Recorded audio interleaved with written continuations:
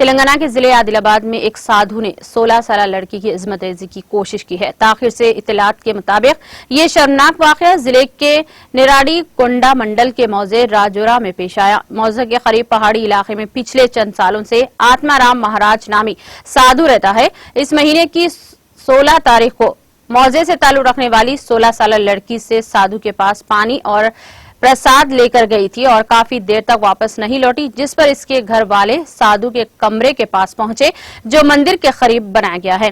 कमरे के दरवाजा बंद था। खटखटाने पर स्वामी ने दरवाजा खोला तो लड़की के घर वाले ये देखकर हैरत ज़दा रह गए कि इनकी बेटी कमरे में पड़ी हुई है। बादअज़ां पूछताछ पर मालूम हुआ कि आत्माराम महाराज ने इसकी इस्मत रेजी की कोशिश की है।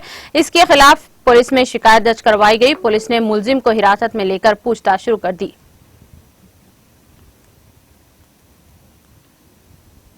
నేరడగొండ మండలము లోని ఒక గ్రామంలో ఒక 16 ఏళ్ల బాలికపై ఒక మహారాజ్ అంటే ఈయన ఎక్కడంటే రాజురా గ్రామము వెంకరగల గుట్టపై ఈయన 7 సంవత్సరాలుగా మహారాజుగా పరిశీలించిండు.